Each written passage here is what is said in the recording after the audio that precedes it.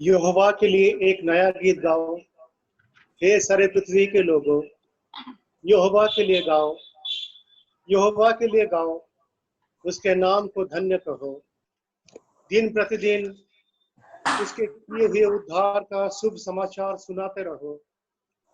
अन्य जातियों में उसकी महिमा का और देश देश में लोगों में उसकी आश्चर्य कर्म को वर्णन करो, क्योंकि यहोवा महान और अति स्तुति के योग्य है, जो सब देवताओं से अधिक भय योग्य है।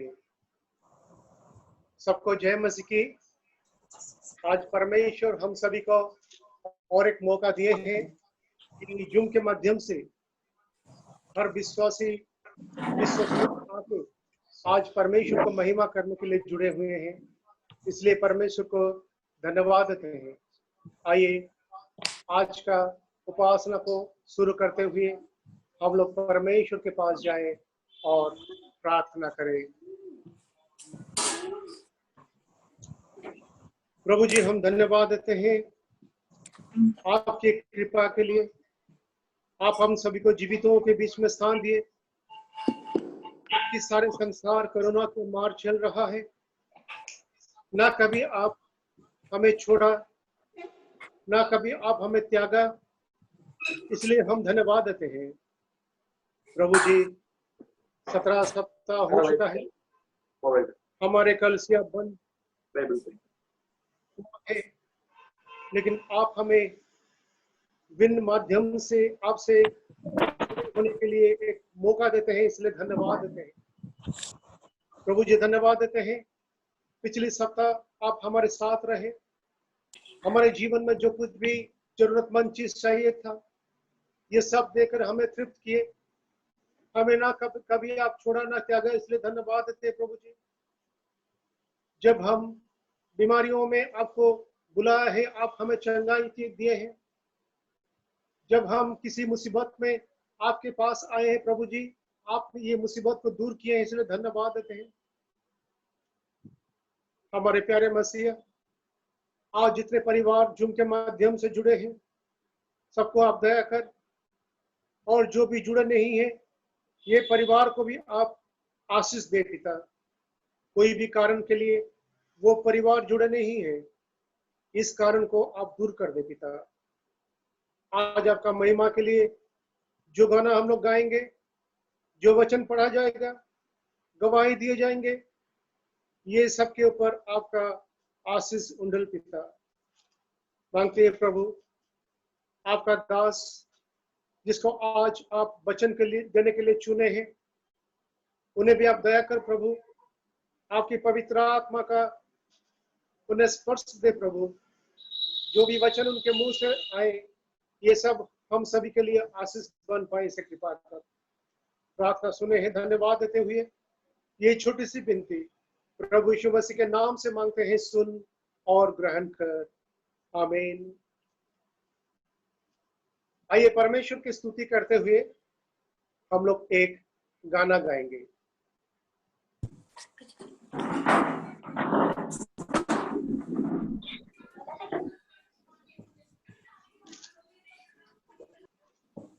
आवाज उठाएंगे, हम सांस बजाएंगे, है यीशु महान अपना, ये गीत सुनाएंगे। आवाज उठाएंगे, हम सांस बजाएंगे,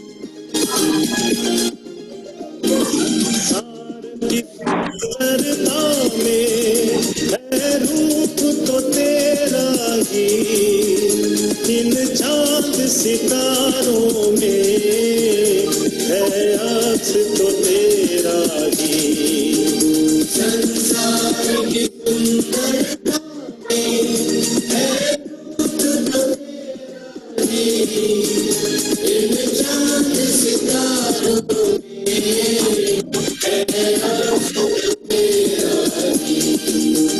महिमा की तेरी बातें हम सबको बताएंगे, है यीशु महान अपना, ये गीत सुनाएंगे। आवाज उठाएंगे, हम साथ जाएंगे, है यीशु महान अपना, ये गीत सुनाएंगे। आवाज उठाएंगे,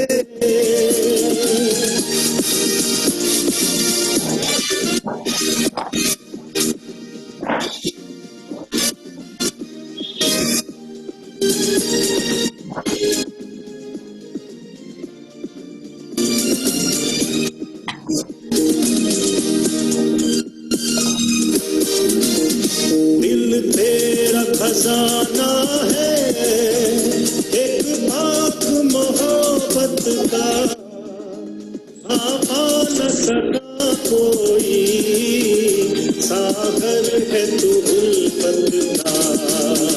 दिल मेरा खजाना है, एक भाग मोहब्बत का आ न सका कोई,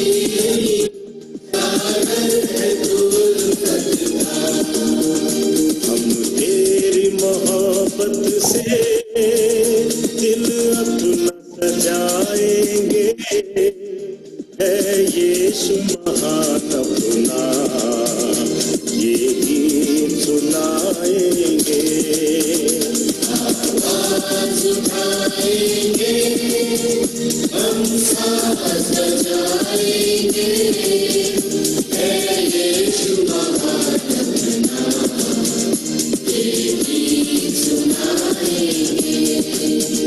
आवाज उठाएंगे।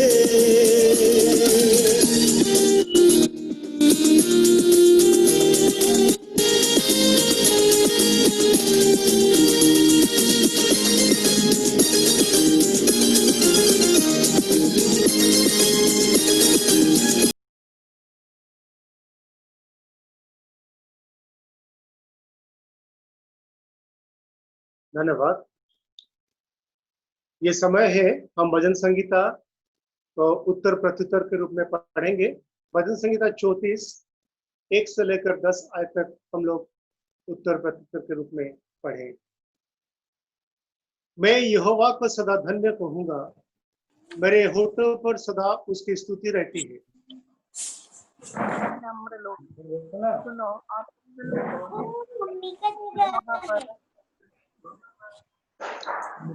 मेरे साथ यहोवा की गरिमा का गुणगान करो, आओ हम उसके नाम का अभिनंदन करें।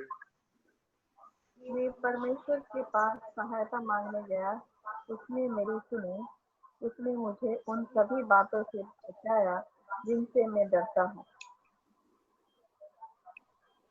परमेश्वर की शरण में जाओ, तुम स्वीकार करोगे, तुम लज्जा मत करो। इस दिन जन ने यहोवा को सहायता के लिए पुकारा और यहोवा ने मेरी सुन ली और उसने सब विपत्तियों से मेरी रक्षा की। यहोवा का दूत उसके भक्त जनों के चारों ओर दौड़े रहता है और यहोवा का दूत उन लोगों की रक्षा करता है। देखो और समझो कि यहोवा कितना भला है। वो व्यक्ति जो यहोवा के भरोसे है सचमुच प्रसन्न रहेगा। आइए 9 और 10 दो आयत को हम लोग सब मिलकर पढ़ेंगे। यहोवा के पवित्र जन को उसकी आराधना करने चाहिए। यहोवा के भक्तों के लिए कोई अन्य सुरक्षित स्थान नहीं है। आज जो बलवान है दुर्बल और भूखे हो जाएंगे, किंतु जो परमेश्वर के शरण आते हैं वो लोग हर उत्तम वस्तु पाएंगे। आमीन।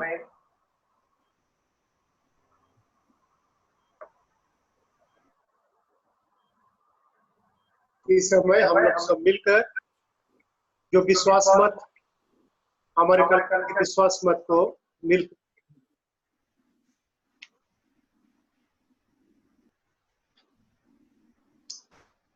आइए हम सब मिलकर ये विश्वास वचन को पढ़ें। मैं सर्वशक्तिमान पिता, स्वर्ग और पृथ्वी के सृष्टिकर्ता परमेश्वर पर विश्वास करता हूँ। मैं उसके एक इकलौते पुत्र हमारे प्रभु यीशु पर विश्वास करता हूँ। यह पवित्र आत्मा के सामर्थ से गर्भ में आए और कुमारी मरियम से जन्मे। उन्होंने पुन्तियुस पिलातुस के शासन में दुख भोगा, वो क्रूस पर चढ़ाए गए, मरे और गाड़े गए और मृतकों के लोक में उतरे। तीसरे दिन वो जी उठे। वो स्वर्ग पर चढ़ गए और पिता की दाहिनी ओर विराजमान हुए। वो जीवितों और मृतकों का न्याय करने को फिर आएंगे। मैं पवित्र सर्वलोक की कलीसिया पर, संतों की संगति, पापों की क्षमा, देह के पुनरुत्थान और शाश्वत जीवन पर विश्वास करता हूँ। आमीन। इस समय हम लोग एक गाना गाएंगे और गाने गाने का समय जो भेंट और 10 मांस आज कलीसिया के लिए आप अलग करके रखें और जो अकाउंट नंबर दिए गए हैं इसमें आप भेज सकते हैं, नहीं तो आप कलीसिया के संपादिका या ट्रेजरर के पास आप भेज सकते हैं।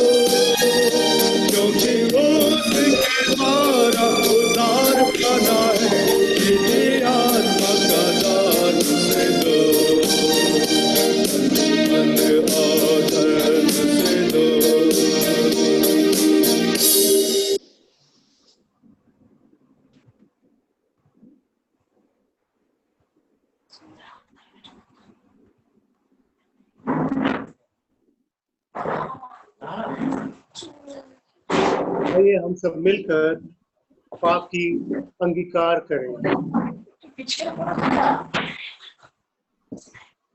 हे सर्वशक्तिमान परमेश्वर, हमारे स्वर्गीय पिता, हम मन, वचन और कर्म से आपके विरुद्ध और एक दूसरे के विरुद्ध पाप किया है।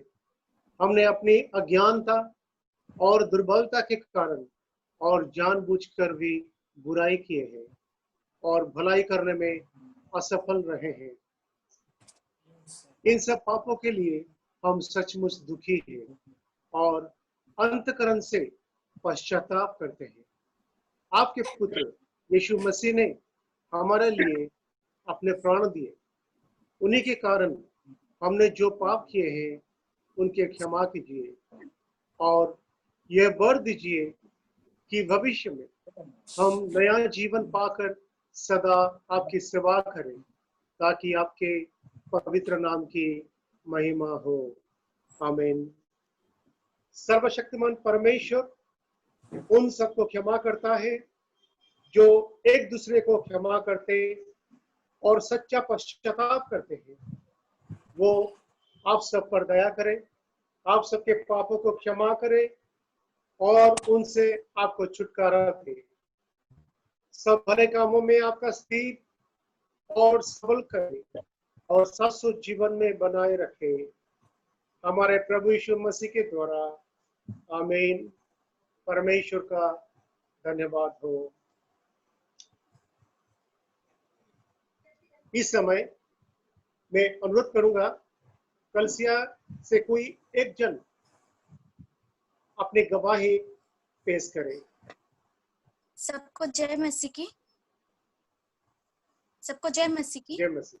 मैं जय मसीह। परमेश्वर के नाम की बहुत धन्यवादी हूँ कि मुझे आज यहाँ पे साक्ष्य देने के लिए परमेश्वर ने मौका दिया है। एक्चुअली लास्ट वीक मेरी तबीयत बहुत खराब थी।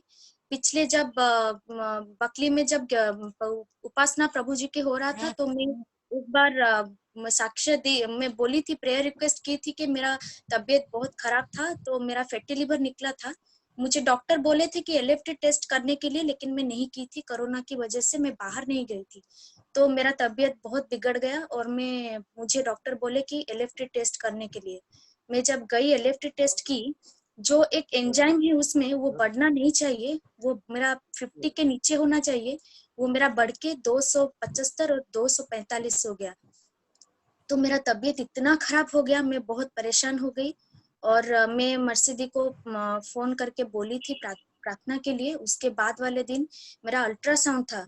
अगर अल्ट्रासाउंड में कुछ गलती निकलता तो बहुत प्रॉब्लम हो जाता। लेकिन आप लोगों की प्रार्थना और प्रभु जी की कृपा से मेरा अल्ट्रासाउंड का रिपोर्ट पूरा नॉर्मल आया। जो फैटी लिवर पिछले में निकला था वो भी नॉर्मल हो गया। मुझे डॉक्टर बोले कि आपका फैटी लिवर ही नहीं है। तो मैं परमेश्वर की बहुत धन्यवादी हूँ। मुझे ये जो परेशानी थी, इससे मेरा छुटकारा मिल गया। लेकिन जो एंजाइम बढ़ा है वो मेरे तबीयत के लिए बहुत खराब है। मैं उसके लिए मेडिसिन ले रही हूँ। आप मेरे लिए प्रार्थना कीजिए। अगर वो नहीं कमा तो वो बहुत बड़ा प्रॉब्लम क्रिएट करेगा, तो मेरे लिए प्लीज प्रार्थना कीजिएगा। मुझे जैसे परमेश्वर ने अल्ट्रासाउंड में नॉर्मल किए हैं, उसी तरह मेरा सब कुछ तबीयत पूरा नॉर्मल हो जाए और मैं परमेश्वर के यहाँ पे फिर से साक्ष्य दे सकूं और परमेश्वर की महिमा हो। और इस सप्ताह में मेरे बेटा का जन्मदिन है। आप मेरे बेटे के लिए प्रार्थना कीजिए ताकि वो प्रभु में बढ़ सके। धन्यवाद। बहन आपका नाम? इप्सिता लिसा। ओके। परमेश्वर के नाम को धन्यवाद देते हैं। बहन के जो कुछ भी तकलीफ थे, परमेश्वर ने उन्हें उद्धार किए और विशेष करके उनके बेटे के लिए भी हम लोग दुआ करेंगे और जिससे परमेश्वर ये उन्हें उत्तम स्वास्थ्य और उनके जीवन को अगले नए साल में उपयुक्त और उनके साथ रखे। ये समय है हम लोग कलसिया का जो विज्ञापन है, ये विज्ञापन सुनेंगे और मैं अनुरोध करता हूँ कलसिया के संपादिका हमारे सामने आए और कलसिया के विज्ञापन पाठ करें।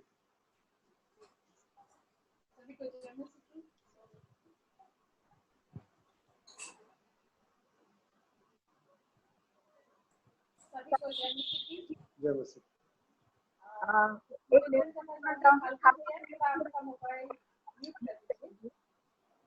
आपका दूसरे में प्रॉब्लम दिखाता है। हाल को भैया की तरफ से हम स्वागत करते हैं और जो लोग हमारे बीच में नए रूप से जुड़े हैं उसको उनको बहुत बहुत स्वागत करते हैं। आज परमेश्वर के दास भाई समर्थ जी को परमेश्वर ने चुने हैं हमारे बीच में वचन देने के लिए। उनको हम प्रार्थना में याद रखेंगे ताकि जीवन में फलदायक हो। इसलिए हमारे समस्त प्रमाणित के लिए प्रार्थना करेंगे और उनको एक सिंधी कलीसिया में हम स्वागत करते हैं। कलीसिया का अनाउंसमेंट करते हैं। हमारे जो बाइबल स्टडी है कलीसिया का वो हमारे शाम को 6:30 हमारे जो जूम के माध्यम से आप सभी को उस बाइबल स्टडी में योगदान देने के लिए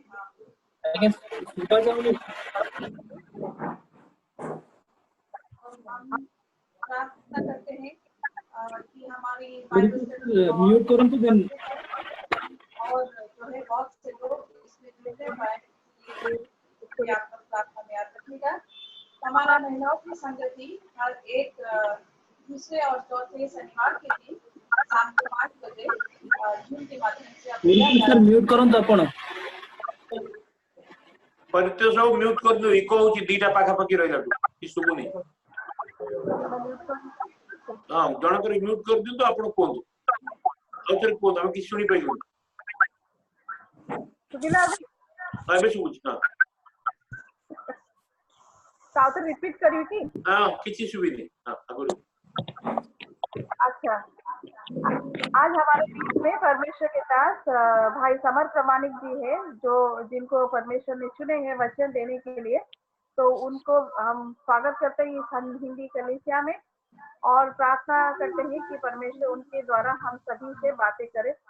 और हमारे कलीसिया का अनाउंसमेंट इस तरह से है कि हमारा जो है बाइबल स्टडी हर एक बृहस्पतिवार के दिन शाम को 6:30 बजे किया जाता है।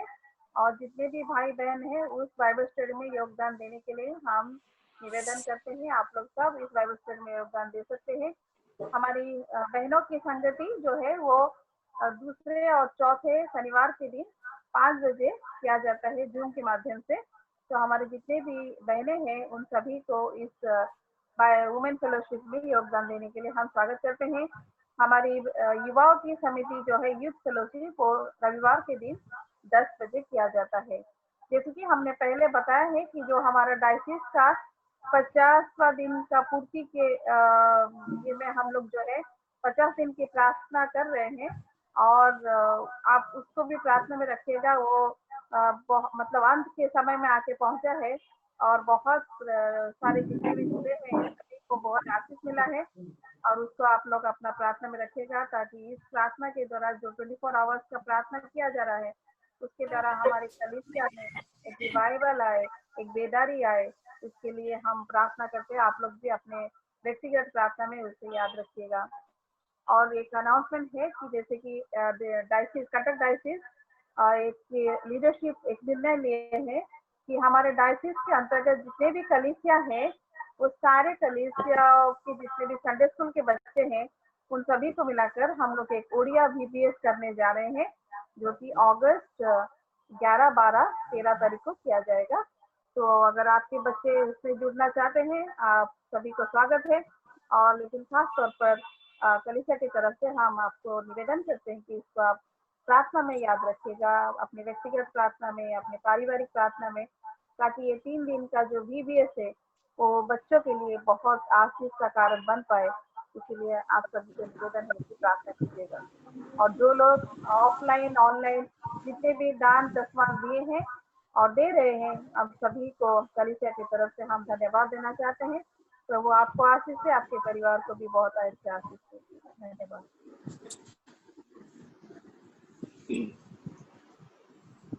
ये समय है हम लोग मध्यस्थी के प्रार्थना में जाएंगे और मैं अनुरोध करता हूँ हमारे बीच में रेवरेंड सौरभ संपत नाथ जी हैं, वो मध्यस्थी के प्रार्थना में हमें अगुवाई करेंगे। आइए हम प्रार्थना करें। प्यारे परमेश्वर, हमारे जीवित पिता, हम आपको विशेष धन्यवाद देते हैं आज के इस दिवस के लिए।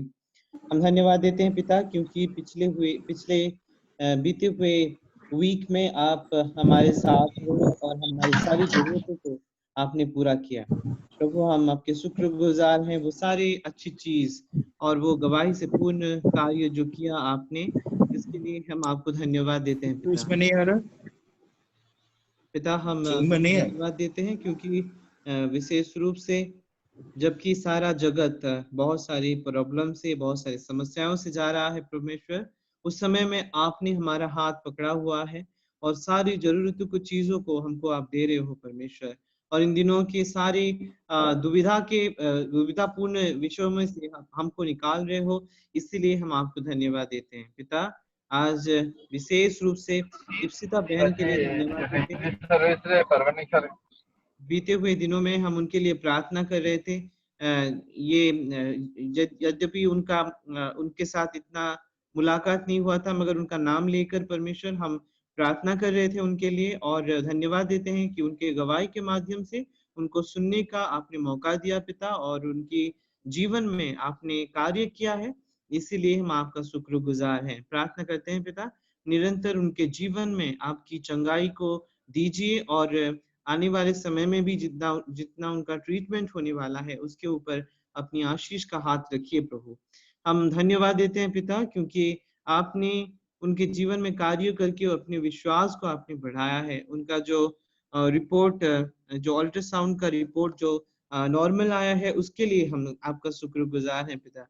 हम उनके बेटे के लिए भी प्रार्थना करते हैं। आने वाले समय में उनका जन्मदिन है प्रभु, और उनके सारे परिवार लोगों के लिए प्रार्थना करते हैं प्रभु। सारे परिवार के लोगों को गवाही से परिपूर्ण परिवार कीजिए बोल के हम विशेष रूप से निवेदन करते हैं।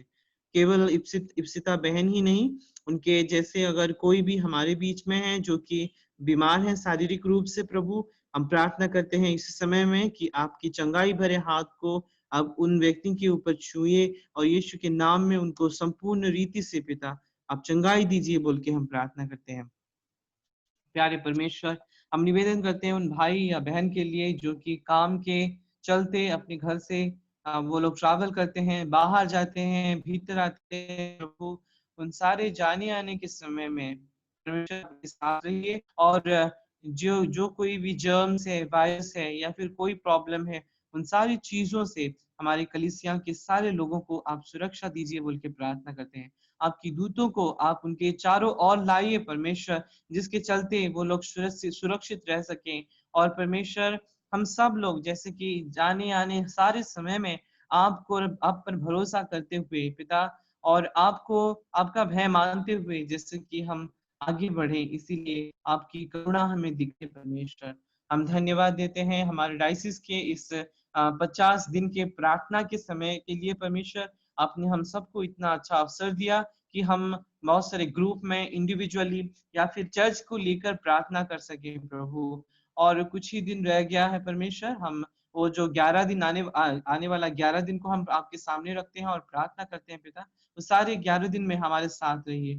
फाइनल वीक के जो प्रीचर्स हैं, हम उनके लिए प्रार्थना करते हैं, अपनी ज्ञान बुद्धि से और अपनी पवित्र आत्मा की उनकी अपनी पवित्र आत्मा की अगुवाई से पिता, उन सबको आप चाहिए। और प्रार्थना करते हैं हमारे जैसे कि डायसिस में एक रिवाइवल आ सके और लोग में उत्साह आ सके, आपके प्रति भय, प्रेम और विश्वास परमेश्वर उन पर ज्यादा आ सके, इसीलिए हम प्रार्थना करते हैं पिता। जो लोग ग्रुप भी अपना अपना प्रेजेंटेशन प्रिपेयर कर रहे हैं, या फिर जो कलीसिया इसको देखेंगे, इस प्रोग्राम के माध्यम से आपकी प्रेम को और आपकी जो योजना है, प्लान्स है, उसको पहचानने पाएंगे, इसलिए आप करुणा कीजिए बोल के हम प्रार्थना करते हैं परमेश्वर। इस समय में हमारे देश के लिए प्रार्थना कर रहे हैं, असम की जो बाढ़ जो आई है परमेश्वर, और जिसके चलते परमेश्वर बहुत सारे लोग उसमें उनका बहुत कुछ खोया है, और उन सारे लोगों के लिए हम प्रार्थना करते हैं कि उनके जीवन में आप उनके सहायक बनिए परमेश्वर। इन समय में विशेष रूप से जो लोग भूखमरी से मर रहे हैं, जिन लोगों का अभी जॉब चला गया है, और जो लोग अपने परिवार में बहुत सारे निराशा में जा रहे हैं, डिप्रेशन में है परमेश्वर, उन सारे लोगों के लिए हम प्रार्थना करते हैं, और अपनी आपकी आशीष, आपकी अनुग्रह इन दिनों में हम उनके जीवन में भी चाहते हैं पिता। जो लोग इस प्रकार की परिस्थिति से जा रहे हैं परमेश्वर, आपके वचन के द्वारा आपके पिता आप विभिन्न माध्यम से उनसे बात कीजिए बोल के हम प्रार्थना करते हैं। इन समय में हम प्रार्थना करते हैं हमारे कलीसिया के सारे विश्वास लोगों के लिए, जो लोगों ने अपना दान दिया है बहुत विश्वास के साथ। परमेश्वर हम प्रार्थना करते हैं उन सारे लोगों के विश्वास के अनुसार उनके जीवन में आप आशीष लाइए परमेश्वर। बहुत सारे लोगों ने ऑनलाइन में भेजा है और बहुत सारे लोग चर्च खोलने का इंतजार कर रहे हैं परमेश्वर।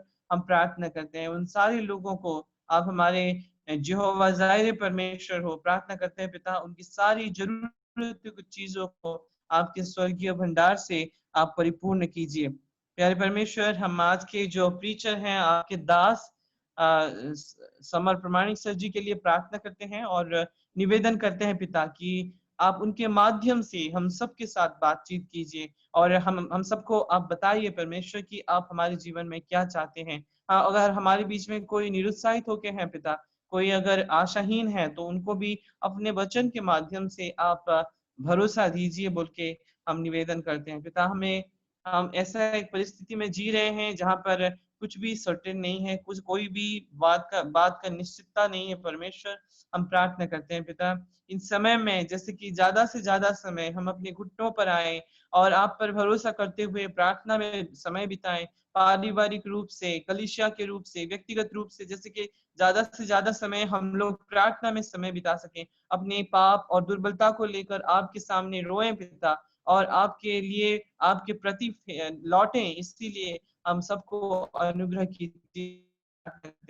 कलीसिया के रूप में प्रभु हमारा खुद का कुछ भी अस्तित्व नहीं है, हमारा परिचय और हमारा व्यक्तित्व जो भी है सब कुछ आपसे है पिता। Because in you will live, आप में हम रहते हैं परमेश्वर और आप में हमारा परिचय है, आप में हमारा आइडेंटिटी है। प्रार्थना करते हैं पिता इन दिनों में जैसे कि कुछ भी कार्य हम करें आपके निकटतम बन सके, इसीलिए हम सबकी सहायता आप कीजिए। हम प्रार्थना करते हैं कि वचन में ज्यादा समय बिताने के लिए हमारे सारे भाई और बहनों को आप अनुग्रह कीजिए परमेश्वर। जो आपके वचन को लेकर, सुसमाचार को लेकर पर्वत या फिर एक जंगल में बहुत सारे इंटीरियर प्लेस में जाते हैं परमेश्वर, जो लोग आपके वचन के द्वारा वो उनको ताड़नाएं मिलती हैं, कष्ट मिलते हैं पिता, उन सारे मिशनरीज भाई लोगों के लिए, हम इवांजलिस्ट भाई लोगों के लिए प्रार्थना करते हैं परमेश्वर। और इन दिनों में आप उनका सहायक बनिए। ऐसे भी बहुत सारे क्रिश्चियन ऑर्गेनाइजेशंस हैं इन दिनों में जो लोग फाइनेंशियल क्राइसिस में जा रहे हैं परमेश्वर। हम प्रार्थना करते हैं इन सारी ऑर्गेनाइजेशंस को पिता कोई फंड या स्पॉन्सर्स को ना देखकर आपको देखने के लिए आप उन सबको सहायता कीजिए प्रभु। और प्रार्थना करते हैं इन दिनों में प्रभु इरेस्पेक्टिव ऑफ ऑल डिनोमिनेशन, सारे डिनोमिनेशंस के लोगों को आप एक कीजिए प्रभु, जैसे कि सब लोग एक होकर एक मूवमेंट लेकर वो लोग आपकी सेवकाई के लिए निकले। इसीलिए हम निवेदन करते हैं हमारे देश के जो गवर्निंग अथॉरिटीज हैं, हमारे प्राइम मिनिस्टर जी, हमारे राष्ट्रपति जी और स्टेट के जितने भी चीफ मिनिस्टर्स हैं और डिस्ट्रिक्ट लेवल में जो कलेक्टर्स हैं और पिता हमारे जितने भी गवर्नर्स हैं हमारे स्टेट के, हमारे कंट्री के, हम प्रार्थना करते हैं पिता उन सारे लोगों के साथ आप रहिए इन दिनों में। आप उन सारे लोगों को ज्ञान दीजिए, बुद्धि दीजिए पिता, और उन सब लोगों को सहायता कीजिए कि जैसे कि लोगों के हित के लिए वो लोग कार्य कर सकें। जो लोग हम सब के लिए कार्य कर रहे हैं, जितने भी डॉक्टर्स हमारे लिए इन दिनों में हॉस्पिटल्स में अपना लाइफ को रिस्क करके काम कर रहे हैं, हम उनके लिए भी प्रार्थना करते हैं, उनके परिवारों के लिए प्रार्थना करते हैं। और पुलिस कर्मचारी उनके परिवारों के लिए प्रार्थना करते हैं। जो लोग हमारी सुरक्षा कर रहे हैं उन सारे सुरक्षा देने वाले लोग और उनके परिवारों के लिए प्रार्थना कर रहे हैं प्रभु, और उन सारे लोगों को आप सुरक्षा दीजिए बोल के निवेदन करते हैं पिता। अभी भी हम जानते हैं कि सारी परिस्थिति आपके अधीन है और आप चाहोगे तो सब कुछ आपके नियंत्रण में करके सारी चीजों को फिर से नॉर्मल कर सकते हैं। और इसी विश्वास के साथ हम प्रार्थना करते हैं पिता इस कोरोना महामारी का जैसे कि एक अच्छा वैक्सीन या मेडिसिन निकल सके पिता, और लोगों के तक पहुंच सके और सारे लोग इससे राहत पा सके, विशेष रूप से गरीब श्रेणी के जितने लोग हैं जैसे कि वो लोग इससे राहत मिल सके उन सबको। इसीलिए आप अनुग्रह कीजिए। हम धन्यवाद देते हैं फिर से प्रभु, क्योंकि आप हमारे प्रार्थनाओं को सुन रहे हो और हमारी प्रार्थनाओं को सुनकर उनका उत्तर दे रहे हो प्रभु। फिर से हम सबको आपके चरणों में रखते हुए आज के आपके दास को समर प्रमाणिक जी को आपके चरणों में रखते हुए यीशु के महान और पवित्र नाम से मांगते हैं, आमीन।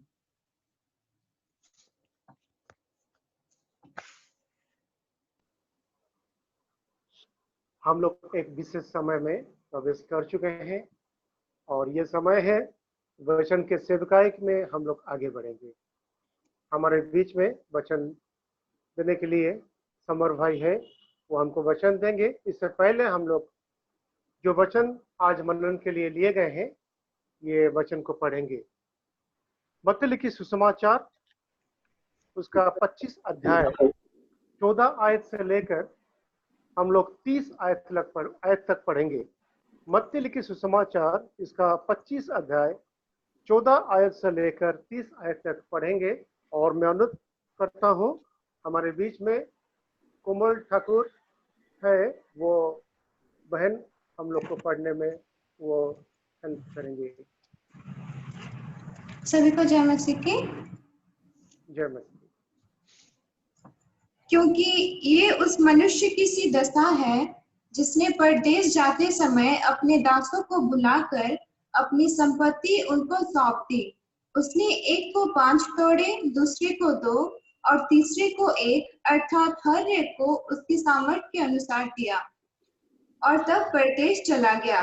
तब जिसको 5 तोड़े मिले थे उसने तुरंत जाकर उनसे लेन देन किया और 5 तोड़े और कमाए। इसी रीति से जिनको 2 मिले थे उसने भी 2 और कमाए। परंतु जिसको 1 मिला था उसने जाकर मिट्टी खोदी और अपने स्वामी के रुपए छिपा दिए। बहुत दिनों के बाद उन दासों का स्वामी आकर उनसे लेखा लेने लगा। जिसको 5 तोड़े मिले थे उसने 5 तोड़े और लाकर कहा, हे स्वामी, तूने मुझे 5 तोड़े सौंपे थे, देख मैंने 5 तोड़े और कमाए हैं। उसके स्वामी ने उससे कहा, धन्य है अच्छे और विश्वास योग्य दास, तू थोड़े में विश्वास योग्य रहा, मैं तुझे बहुत वस्तुओं का अधिकारी बनाऊंगा। अपने स्वामी के आनंद में सहभागी हो। और जिसको 2 तोड़े मिले थे उसने भी आकर कहा, हे स्वामी, तूने मुझे 2 तोड़े सौंपे थे, देख मैंने 2 तोड़े और कमाए। उसके स्वामी ने उससे कहा, धन्य है अच्छे और विश्वास योग्य दास, तू थोड़े में विश्वास योग्य रहा, मैं तुझे बहुत वस्तुओं का अधिकारी बनाऊंगा। अपने स्वामी के आनंद में सहभागी हो। तब जिसको 1 तोड़ा मिला था उसने आकर कहा, हे स्वामी, मैं तुझे जानता था कि तू कठोर मनुष्य है। तू जहाँ कहीं नहीं बोता वहाँ काटता है, और जहाँ नहीं छींटता वहाँ से बटोरता है। इसलिए मैं डर गया और जाकर तेरा तोड़ा मिट्टी में छिपा दिया। देख जो तेरा है वो ये है।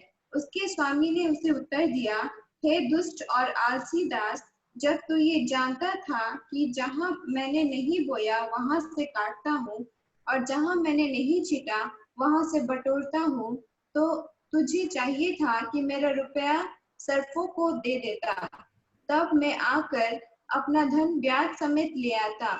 इसलिए वो तोड़ा उससे ले लो, और जिसके पास 10 तोड़े हैं उसको दे दो, क्योंकि जिस किसी के पास है उसे और दिया जाएगा और उसके पास बहुत हो जाएगा, परंतु जिसके पास नहीं है उससे वो भी जो उसके पास है ले लिया जाएगा। और इस निकम्मे दास को बाहर के अंधेरे में डाल दो, जहाँ रोना और दांत पीसना होगा।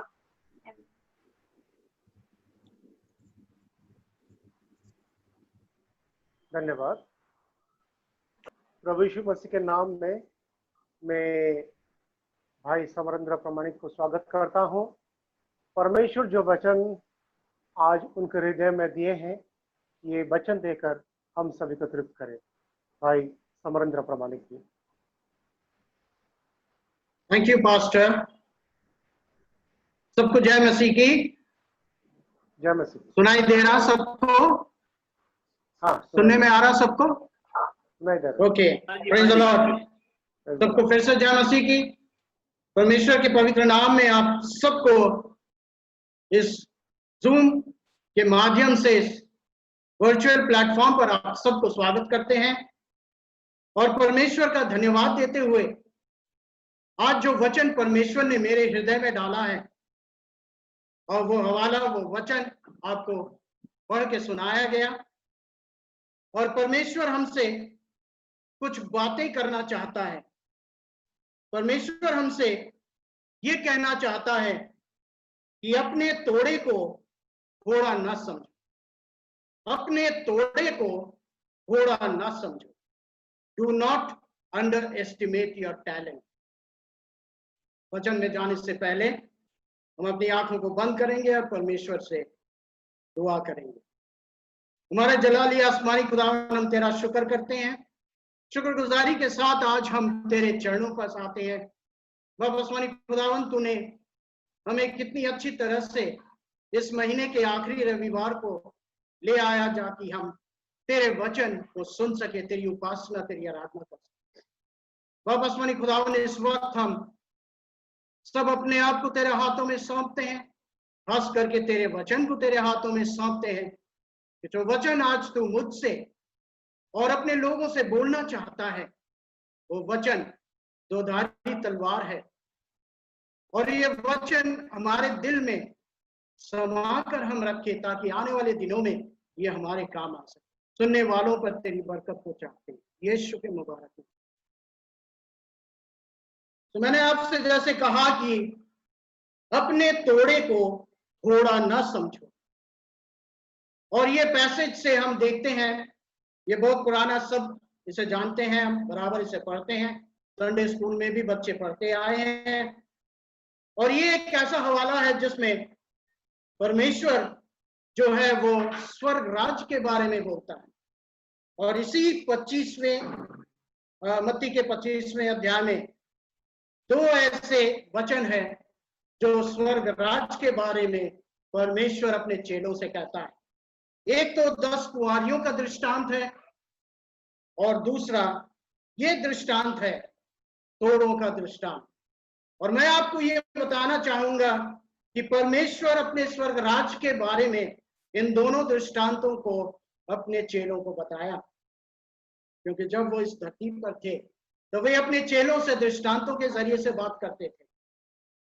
और जब ये दृष्टांत ये चेलों को बताने लगे कि उस, यहाँ ऐसा लिखा है कि 14वें में पहले वचन में ऐसा लिखा है कि क्योंकि यह उस मनुष्य की सी दशा है, यह उस मनुष्य की सी दशा है। ये कौन से मनुष्य की बात करता है? ये कौन से मनुष्य की बात करता है? उस मनुष्य की दशा है।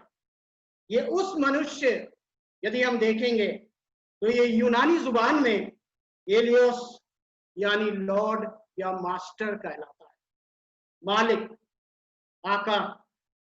और उस मनुष्य के विषय में परमेश्वर यानी अपने बारे में लोगों को बताना चाहते हैं, चेलों को बताना चाहते हैं। और ये दृष्टांत देते हुए परमेश्वर कहते हैं कि उस मनुष्य ने की ये दशा कि जिसने परदेश जाते समय अपने दासों को तोड़े देकर गए, एक को 5 तोड़े, एक को 2 और एक को 1 तोड़ा दिया। और ये मालिक यानी हमारे प्रभु यीशु मसीह आज हमें तोड़ों का दान देता है। हम जब इस पृथ्वी पर आते हैं तब परमेश्वर हमें ये तोड़े देते हैं, और हम इस तोड़ों का उपयोग कैसे करेंगे, इसका व्यवहार कैसे करेंगे। अंग्रेजी में इसका तोड़ों का जो है टैलेंट बताया गया है। और जब मैं स्टडी कर रहा था, मैं देख रहा था कि ये टैलेंट का अर्थ क्या होता है। टैलेंट वो होता है, talent is a natural ability to be good at something specially without being taught, जिसे हम टैलेंट कहते हैं। हमें इसकी शिक्षा लेने की आवश्यकता नहीं है। जैसे हम स्कूलों में पढ़ते हैं, विद्या अर्जन करते हैं, तालीम लेते हैं, पढ़ाई करते हैं, लेकिन टैलेंट के लिए हमें कोई पढ़ाई की आवश्यकता नहीं होती। ये हमारे अंदर की क्रिएटिव एबिलिटी है जो हमारे अंदर से निकलता है। और इसीलिए कहा जाता है कि टैलेंट का दूसरा अर्थ है गिफ्ट यानी जीनियस या स्किल। हिंदी में उसे हम प्रतिभा कहेंगे, योग्यता कहेंगे या कौशल कहेंगे। तो क्रिएटिव एबिलिटी विद इन अस, हमारे अंदर जो कौशल है, जो योग्यता है, वो हम दिखाना चाहते हैं। अक्सर ये टैलेंट शब्द तो बहुत कॉमन है, स्कूलों में टैलेंट सर्च एग्जामिनेशन भी किया जाता है और आप लोग कई एक जो है चीजें देखते होंगे, टीवी पर भी देखते होंगे, टैलेंट सर्च प्रोग्राम होता है, फिर India is got talent, America is got talent. तो ये टैलेंट जो है, हमारे अंदर की जो एबिलिटी है, वो हमें परमेश्वर देता है, वो हमारे अंदर से नहीं होता, परमेश्वर हमें देता है। और हर एक जन को ये तोड़ा दिया गया है। लेकिन कभी कभी हम ये सोचते हैं कि भाई हमारे पास क्या है, हम क्या कर सकते हैं, हम इन तोड़ों से क्या कर सकते हैं। मेरे पास तो एक ही तोड़ा है और मेरे अजीजों, मैं आपको उस एक तोड़े के बारे में आज बात कहूंगा। जो वचन परमेश्वर ने मुझे दिया है, वो कहता है कि वो एक तोड़ा जो जिस किसी को भी दिया है, किसी को एक से अधिक दिया है, जैसे इसको 5 दिया है, 2 दिया गया था एक दास को, तो अधिक तोड़े भी हमें दिए जाते हैं। परमेश्वर हमारी एबिलिटी, हमारी कैपेबिलिटी के अनुसार वो हमें तोड़े देते हैं। और ये तोड़ा मैं आपको बताना चाहूंगा कि ये क्वांटिटी में कम हो सकता है, आपको एक तोड़ा मिला होगा, लेकिन ये इसकी क्वालिटी में कोई कमी नहीं आती। जैसे मिसाल के तौर पर मैं आपसे यदि कहूं कि अगर आप सोना को ले जाएं, 24 कैरेट गोल्ड सोना, सोने के एक बिस्कुट से यदि आप थोड़ा सा टुकड़ा निकाल दें उसमें से, तो वो अलग होता तो जरूर है, लेकिन उसकी क्वालिटी में कोई फर्क नहीं आता। जो वो 24 कैरेट बड़े सोने में है, वो छोटा टुकड़ा सोने में भी वही 24 कैरेट की क्वालिटी पाई जाए। तो तोड़े में क्वांटिटी में कम हो सकता है हमें 3 मिले हो सकता है हमें 2 मिले हो सकता है हमें 1 मिला हो। लेकिन मेरे अजीजों, मैं आपको ये बताना चाहूंगा कि अपने तोड़े को थोड़ा न समझो। आप मूसा को देख लीजिए, मूसा को परमेश्वर ने चुना था मिस्र से बनी इस्राएल को निकाल कर लाने के लिए, और जब मूसा को परमेश्वर ने कहा कि मैं तुझे मुकर्रर करता हूं, तो मिस्र से बनी इस्राएल को निकाल कर लाएगा मेरे, तो मूसा कहता है कि प्रभु मैं क्या करूं, मैं तो हकलाता हूं, मैं ठीक से बोल भी नहीं पाता हूं, बात करने का तरीका नहीं मुझ में, मैं हकलाता हूं, मैं बोल नहीं पाता, प्रभु मैं क्या करूं। उसने अपने तोड़े को थोड़ा सा, लेकिन मेरे अजीजों, मैं आपको बताना चाहूंगा कि ये जो थोड़ा है, ये आपकी जो है सरदर्द है, आपका हेडेक है। परमेश्वर हमें ये थोड़े से तोड़े में इतना अधिक आशीष देता है जिसे आप कल्पना नहीं कर सकते। मूसा उस दिन कहा कि मैं तो कुछ नहीं कर सकता, मैं क्या कर सकता हूं, मेरे अंदर वो काबिलियत नहीं है, मैं तो हकलाता हूं, बोल नहीं पाता हूं। लेकिन परमेश्वर ने उसे जो तोड़ा दिया था, उस तोड़े को उसने किस तरह से परमेश्वर के लिए उसका जो है अपनी योग्यता के अनुसार उसे व्यवहार किया, उसे बढ़ाया उस तोड़े को। और जब तोड़ा बढ़ गया, तब आप देखिए किस तरह से मूसा मिस्रियों को और इन लोगों को, बनी इस्राएल को मिस्र देश से निकाल कर ले गया। परमेश्वर ने उसे वो तोड़ा दिया। मैं आपको ये बताना चाहता हूं कि अपने तोड़े को थोड़ा ना समझो। और आप देखें, यदि आप पहला राजा उसका 17 अध्याय और उसके 8 से 16 तक मैं पढ़ना नहीं चाहूंगा, आप सब जानते हैं, आप इसे नोट करके आप घर में पढ़ सकते हैं। यहां आपका जिक्र एलिया के साथ आता है कि ऐसा शख्स है जो खुदावन का नबी है, और एलिया को परमेश्वर ने कहा कि देख, इस देश में अकाल पड़ा हुआ है, और इस अकाल के समय में जहां सब लोग खाने के बिना मर रहे हैं, लेकिन मैंने तेरे भोजन के लिए, तेरे खाने के लिए मैंने प्रबंध किया हुआ है, मैंने ये प्रबंध किया हुआ है।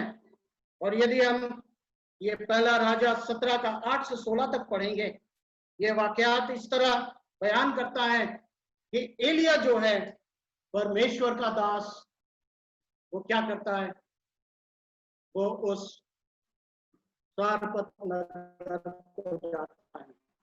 परमेश्वर ने उसे कहा कि देख, तू सारपत नगर को जाना और वहां जो है तुझे मैं खाने पीने का, भोजन का सारा प्रबंध कर रखा हूं। और एलिया वहां पहुंचता है सारपत नगर में, परमेश्वर का वचन को सुनकर वो वहां पहुंचता है सारपत नगर में। और वहां पहुंचकर वो क्या देखता है कि एक विधवा जो है क्या कर रही है, वो लकड़ी बीन रही है। और वो लकड़ी बीन कर इस काम के लिए बीन रही है कि उसके पास एक मुट्ठी मैदा और कुप्पी में थोड़ा सा तेल। इस बात को गौर कीजिए, आप ध्यान से सुनिएगा। एक मुट्ठी मैदा और कुप्पी में थोड़ा सा तेल, बस, दैट्स इट, यही था उसके पास। और जब एलिया वहां पहुंचा और उससे कहा कि देख, तू मेरे लिए एक बर्तन में पानी लेकर आना पीने के लिए। और जब वो जा रही थी पानी लाने के लिए, तब एलिया ने फिर से उसे पुकार कर कहा, उसे बुलाया और कहा कि देख, मेरे लिए एक छोटी रोटी बना के ले आ। तब वो विधवा क्या कहती है, कहती है कि मालिक है स्वामी, अब हमारे पास तो बस एक मुट्ठी मैदा और कुप्पी में थोड़ा सा तेल है, जिसे हम आज पका करके खाएंगे और उसके बाद मर जाएंगे। तब एलिया ने उससे कहा कि तुझसे मैं जो कहता हूं तू कर, तू जाकर मेरे लिए एक छोटी सी रोटी बनाकर ले आ। और उसने, विधवा औरत ने एलिया नबी की बात सुनकर वो गई, रोटी बनाकर लाई और वे खाने लगे। दूसरे दिन ये औरत सोच रही होगी कि बस खत्म, मेरा जो था भोजन की जो वस्तु थी, जो मैदा और तेल जो था, उससे तो मैंने रोटी बनाकर खिला दिया। हम एक छोटी रोटी खाए, मेरे बेटे ने खाया और प्रभु के दास ने कहा कि जाकर मुझे मेरे लिए एक रोटी बनाकर ला। मैंने प्रभु के दास को रोटी बनाकर दिया और अब कल के लिए मेरे पास कुछ नहीं होगा। उसने अपने उस तोड़े को थोड़ा समझा।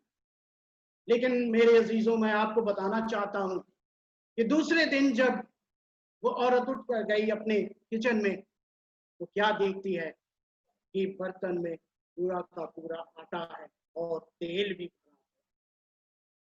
मेरे अजीजों, मैं आपको बताना चाहूंगा फिर से कि अपने तोड़े को थोड़ा न समझे। और ऐसा लिखा है वचन में कि वो अकाल का पूरा होने तक, कई दिनों तक, हो सकता है कई महीनों तक, हो सकता है सालों तक, वे शेर होते गए। उनके घर में किसी चीज की कमी नहीं और वे अच्छी तरह से प्रभु के दास एलिया नबी के साथ वे पूरे काल का समय गुजार दिया। कहने का ये तात्पर्य है कि जब हम परमेश्वर पर भरोसा करते हैं, वो थोड़ा को बहुत अधिक बनाने की कुदरत और ताकत रखता है। केवल हमें उस पर विश्वास लाने की आवश्यकता है। लेकिन हम कभी कभी ये सोचते हैं कि मेरे अंदर कुछ नहीं होने का, मैं तो काबिल नहीं हूं। भले ही आप एक अच्छे प्रचारक ना बन सकते हैं, लेकिन आप एक अच्छे वचन सुनने वाले बन सकते हैं। आप हाथ उठाकर ताली बजा सकते हैं। आप उस गिरजे घर में आकर सीट या चेयर्स सजाकर रख सकते हैं। ये भी एक तोड़ा है आपके लिए। परमेश्वर ने आपको जो काबिलियत दी है, जो काम दिया है, जो तोड़ा दिया है, उसे आप प्रयोग करें। और हम देखते हैं दाऊद को। यदि हम दाऊद को देखेंगे तो दाऊद को परमेश्वर ने वो तोड़ा दिया था। गोलायत को मारने के लिए उसे बस एक जो है पत्थर की आवश्यकता थी। एक पत्थर, ध्यान दे, उस पर एक पत्थर से उसने गोलायत को धराशायी कर दिया। 5 तो थे उसके पास। यदि एक पत्थर से गोलायत धराशायी हो गया, शिकस्त खा गया, तो 5 पत्थर से पता नहीं गोलायत का क्या होता। परमेश्वर ने जो तोड़ा उसे दिया था, उसने उसका व्यवहार किया, उसका इस्तेमाल किया और परमेश्वर को महिमा दिया। उसी प्रकार हम अपने जीवन में, परमेश्वर ने हमें तोड़े दिए हैं।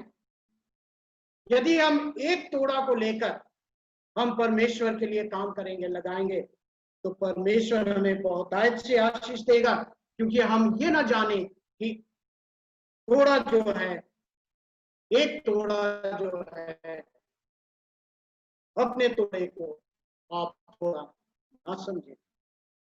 और एक शख्स से आपको मिलवाता हूं, ये आपको मिलेगा दूसरा राजा उसका 4था अध्याय का 1 से लेकर 7 तक। दूसरा राजा उसका 4था अध्याय 1 से लेकर 7 तक। यहां भी हम एक ऐसे नबी के बारे में पढ़ते हैं जिनका नाम एलीशा है। और एलीशा नबी जो है, यहां भी जिक्र है एक विधवा का और एलीशा नबी का। और एलीशा नबी जो है, विधवा, एक विधवा उसके पास आती है और कहने लगती है, यहां हम देखेंगे, मैं थोड़ा सा पढ़ लेता हूं उसको। भविष्यवक्ताओं के चेलों की पत्नियों में से एक स्त्री ने एलीशा की दुहाई देकर कहा, तेरा दास मेरा पति मर गया और तू जानता है कि वो यहोवा का भय मानने वाला था, पर जिसका वो कर्जदार था वो आया है कि मेरे दोनों पुत्रों को अपने दास बनाने के लिए ले जाए। यहां हम देखते हैं एलीशा भविष्यवक्ता, नबी परमेश्वर का,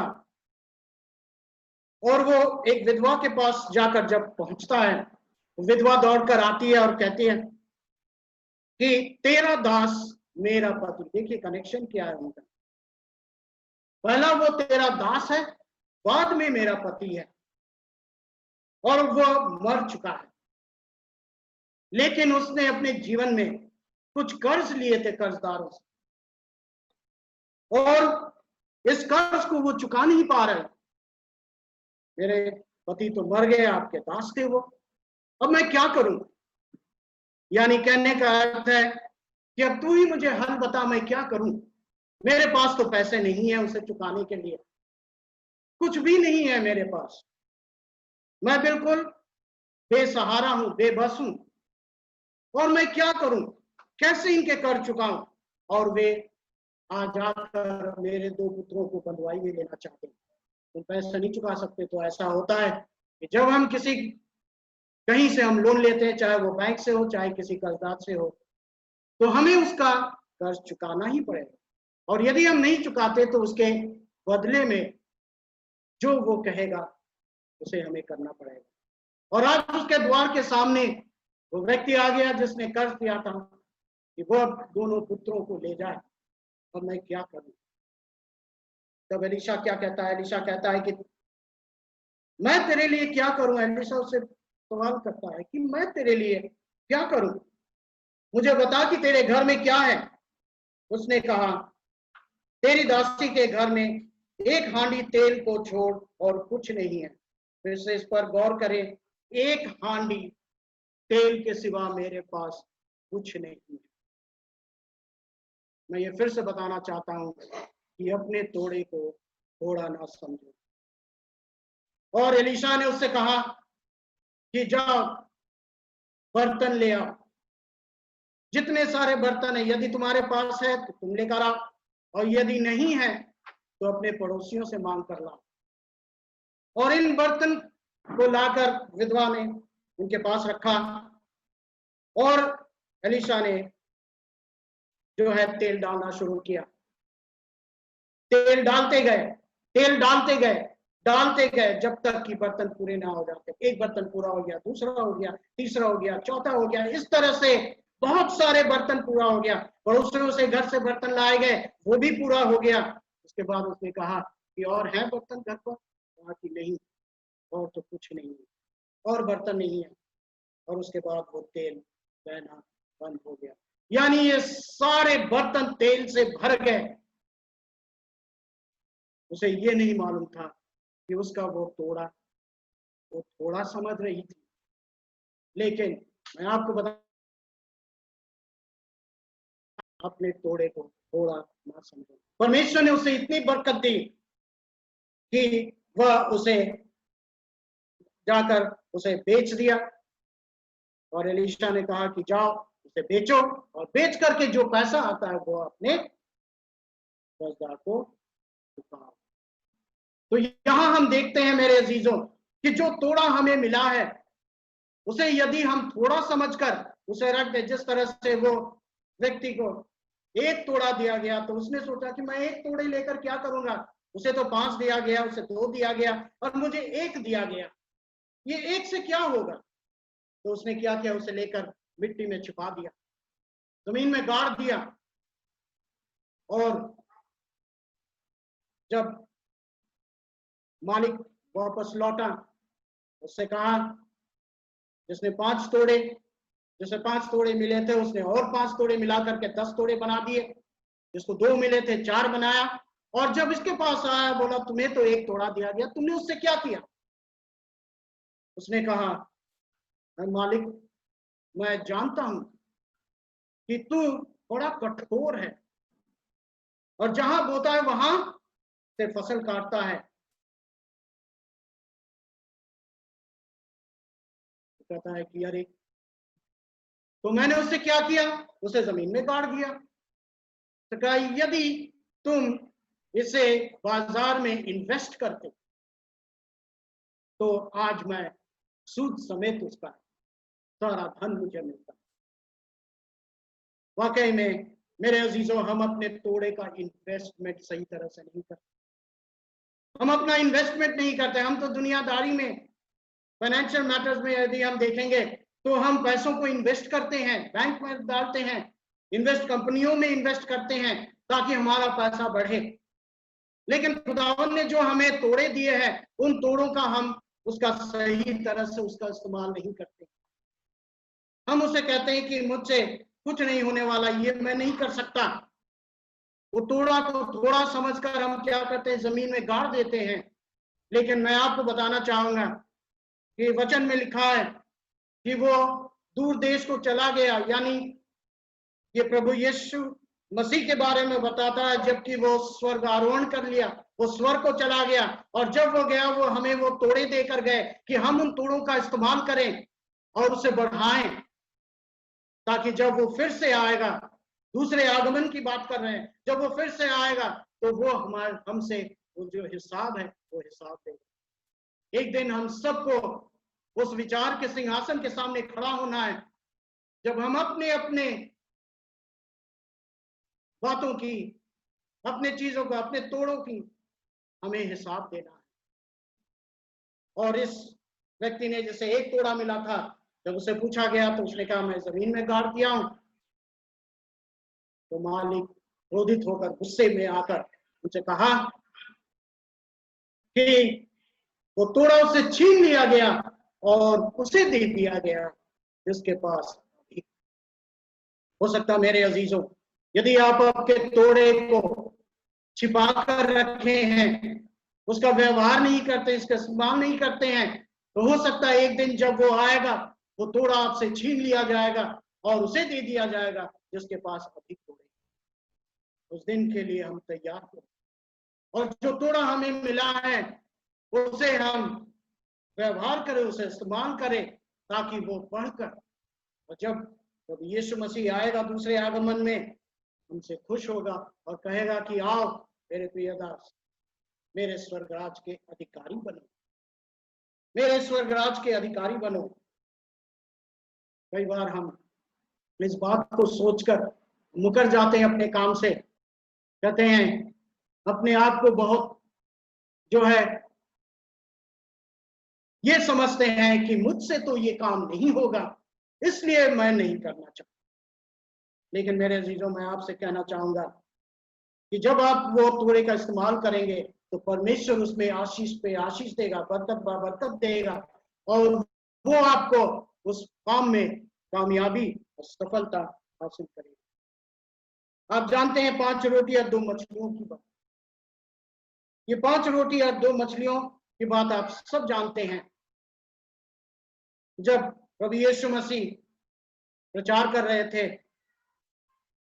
जब वे वचन सुना रहे थे लोगों को, तो बहुत समय निकल गया, इतना समय निकल गया कि खाने का समय भी पार हो गया। तो प्रभु यीशु मसीह ने कहा, अपने चेलों से कहा कि इन लोगों को खिलाओ।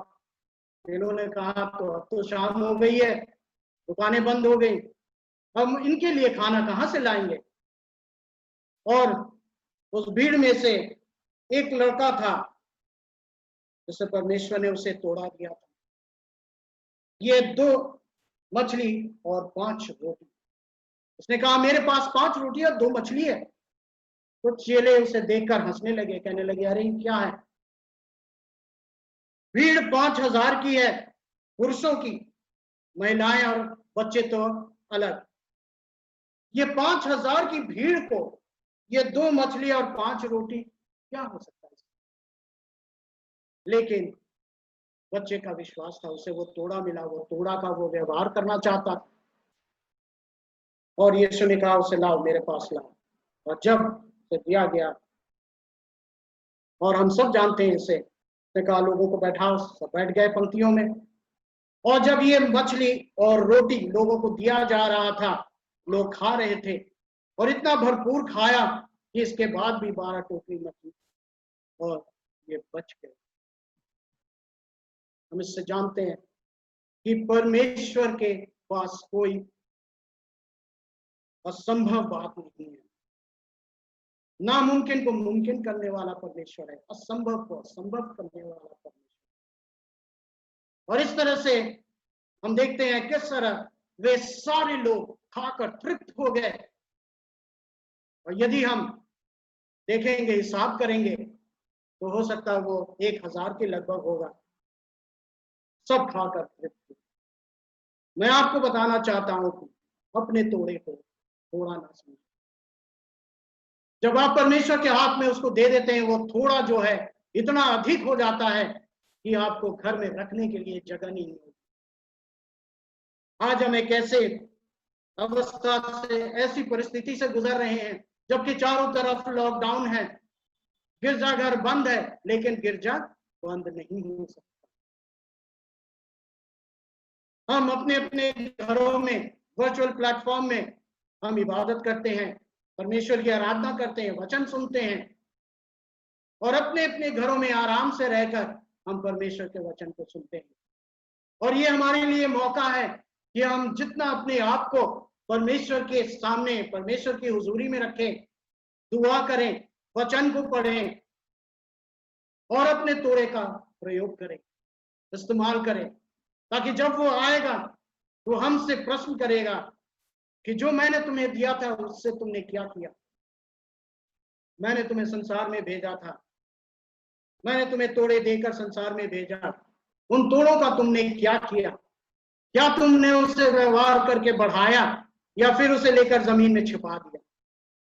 और सब अपना अपना हिसाब जो है परमेश्वर को देना है। वो फिर से आने वाला है, हम उसकी अपेक्षा में हैं, और जब वो आएगा तो वो हमें अपने साथ ले जाएगा। और एक दिन ऐसा आएगा जबकि हम उस सिंहासन के सामने खड़े होंगे और अपना हिसाब देंगे, जजमेंट सीट, और हम सब अपने अपने हिसाब को देंगे। और उस दिन वो हमसे पूछेगा कि जो मैंने तुम्हें दिया था उससे तुमने क्या किया। और यदि तुमने बढ़ाया तो कहेगा, आओ, well done my good and faithful servant, come and inherit the kingdom. हम उस स्वर्ग राज के अधिकारी बनेंगे यदि हम तोड़ों से सही तरह से उसका व्यवहार किया, उसका इस्तेमाल किया। लेकिन यदि हम उस व्यक्ति के, उस अज्ञानी और निर्बुद्धि व्यक्ति की तरह उसे हम जमीन में गाड़ देंगे, हो सकता है वो हमसे छीन लिया जाएगा और हमें उस नरक में, नरक राज्य में हमें भेज दिया जाएगा, जहां दांत का पीसना, जहां हमें इटर्नली, हमेशा के लिए उस नरक के कुंड में, उस आग के कुंड में डाल दिया। परमेश्वर हमें ये समझने के लिए हमें तौफीक दे, हमें ज्ञान दे, ताकि हम जो परमेश्वर ने हमें जो तोड़े दिए हैं, उन तोड़ों को हम तोड़ा ना समझें, लेकिन उसे अपने परमेश्वर के लिए इस्तेमाल करें। चाहे जो भी हमें मिला है, पासबान को पासबान का तोड़ा मिला है, पासबानी करने का, एक इवेंजलिस्ट को इवेंजलिस्ट का तोड़ा मिला है, एक वर्शिप लीडर को वर्शिप लीडर का तोड़ा मिला है, और एक भविष्यवक्ता को प्रोफेसी करने वाले को प्रोफेसी का तोड़ा मिला है। और इसको यदि हम छुपा कर रखेंगे तो परमेश्वर की महिमा नहीं हो पाएगी, लेकिन यदि हम इस्तेमाल करेंगे, इससे जो है परमेश्वर को इज्जत और जलाल मिलेगा। और हम ये जानते हैं कि आज हम इस धरती पर है, जितना समय हमें दिया गया उस समय के मुताबिक, उस समय के अंदर हम इस काम को करें, क्योंकि ऐसा समय आएगा जो अंधकार का समय, कि जब हम चाहेंगे तब हम कुछ नहीं कर सकेंगे। और परमेश्वर के अनुग्रह से यदि हम सही तरह से व्यवहार करेंगे, उसका इस्तेमाल करेंगे, तो हमारा जो मालिक है, जो आने वाला है, वो हमसे आकर कहेगा, well done my good and faithful servant, तो मेरे स्वर्ग के अधिकारी बनो। लेकिन यदि हम उस मनुष्य की तरह होंगे जो निर्बुद्धि है, जिसने अपने तोड़े को छुपा कर रखा, हो सकता है हम उस आग के कुंड में गिराए। परमेश्वर से हम प्रार्थना करते हैं कि आप सब इस वचन को अपने अंदर ले और इस पर जो है मनन करें, विचार करें कि आज जो तोड़ा मुझे दिया गया, क्या मैं उसका व्यवहार करता हूं, और यदि नहीं तो ये समय है कि हम उस तोड़ों का इस्तेमाल करें, उसका व्यवहार करें, ताकि हमारा मालिक हमसे खुश होगा और हमें आशीष देगा। परमेश्वर आप सबको आशीष।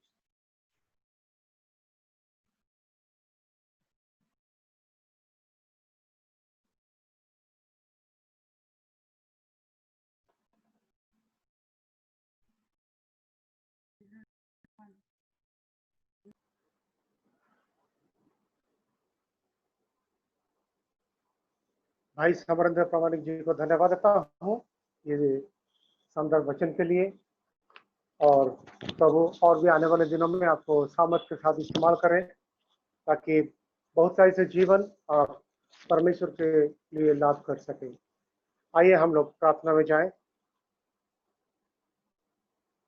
हमारे सामर्थ्य खुदाबंद परमेश्वर, धन्यवाद देते हैं प्रभु, जो वचन आपके दास के द्वारा आया है उसे हमारे मन में रखते हुए ये संसार में हम जैसे आगे बढ़ सकेंगे प्रभु, इसे कृपा कर।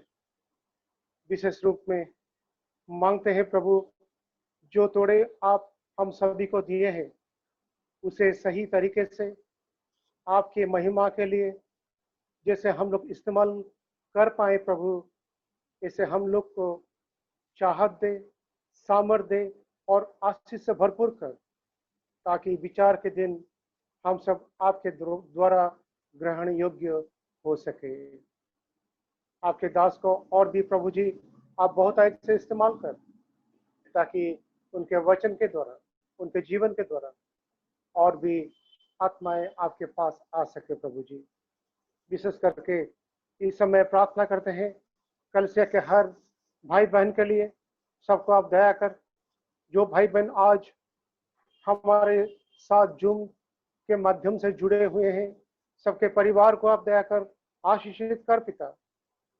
हम लोग के जीवन में जो तोड़े आप दिए हैं, हमारे व्यक्तिगत जीवन में जो तोड़े दिए हैं, हमारे पारिवारिक जीवन में जो तोड़े दिए हैं, हमारे सामाजिक जीवन में जो तोड़े दिए हैं प्रभु जी, ये तोड़े को हम लोग जैसे कम ना समझकर आपके लिए प्रभु जी इस्तेमाल कर सकेंगे प्रभु, इसे कृपा कर। विशेष करके प्रभु जी मांगते हैं आने वाले दिनों में प्रभु जी आप हमारे साथ साथ रहकर हमें ये धरती पर चलने के लिए सामर्थ्य पिता। हमारे परिवार को आप दया कर प्रभु, परिवार में जो कुछ भी जरूरतमंद चीज चाहिए ये सब देकर प्रभु आप भरपूर कर। जैसे फिर से अगले सप्ताह हम लोग जब आएंगे इतवार के दिन, आपको हम सब मिलकर धन्यवाद दे सके प्रभु, ऐसे कृपा कर। हाँ प्रभु जी, इस समय मांगते हैं प्रभु, हमारे बच्चे लोग का जो परीक्षा चलता है प्रभु जी, हर बच्चे लोग को आप दया कर, ज्ञान देकर प्रभु भरपूर कर पिता, ताकि वे जो तैयारी करते हैं ये तैयारी ठीक रूप से कर सके और ठीक रूप से प्रभु जी वो परीक्षा लिख सके प्रभु, ऐसे कृपा कर। हाँ प्रभु जी, विशेष करके मांगते हैं हमारे हर विश्वासी भाई बहन को प्रभु जी, आप ये कोरोना वायरस के महामारी से प्रभु बचा कर रख पिता, हर विपत्ति से प्रभु बचा कर रख, क्योंकि आपने हमारे साथ ये प्रतिज्ञा किए हैं कि कोई भी बीमारी हमारे पास नहीं आएगा। प्रभु जी हम विश्वास करते हैं आपके प्रतिज्ञा को और मांगते हैं प्रभु जी हमारे कल्चर के हर भाई बहन के लिए, और हमारे जो भाई बहन जो बीमारी में है इन लोग के लिए भी हम प्रार्थना करते हैं प्रभु जी, उन्हें भी आप रक्षा कर पिता, और हर तरह से बीमारियों से आप रक्षा कर प्रभु जी। हाँ प्रभु जी, इस समय प्रार्थना करते हैं प्रभु जी, आने वाले सप्ताह जैसे हम लोग आपके नाम की बड़ाई करते हुए ये धरती पर आपकी सामर्थ्य से बच सके प्रभु, इसे कृपा कर। प्रार्थना सुने धन्यवाद देते हुए ये छोटी सी विनती प्रभु यीशु मसीह के नाम से मांगते हैं, सुन और ग्रहण कर, आमीन। अब हमारे पिता परमेश्वर का प्रेम, प्रभु यीशु मसीह के अनुग्रह, पवित्र आत्मा की शांति, शक्ति और सहभागिता हम सभी के साथ अभी से लेकर जिंदगी के अंत तक साथ साथ बनी रहे, आमीन।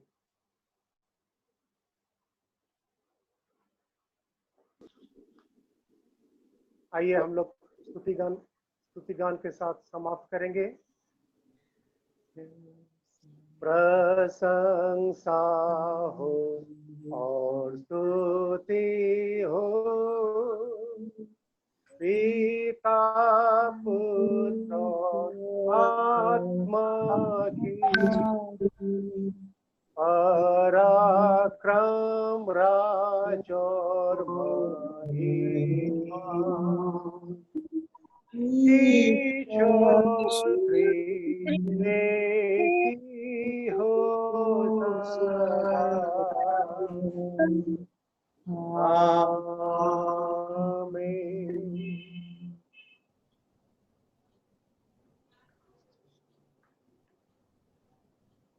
आज की उपासना यहाँ पर समाप्त होता है। शांति से जाइए और परमेश्वर के काम में लगे रहिए। सबको फिर से जय मसीह। सबको जय मसीह की।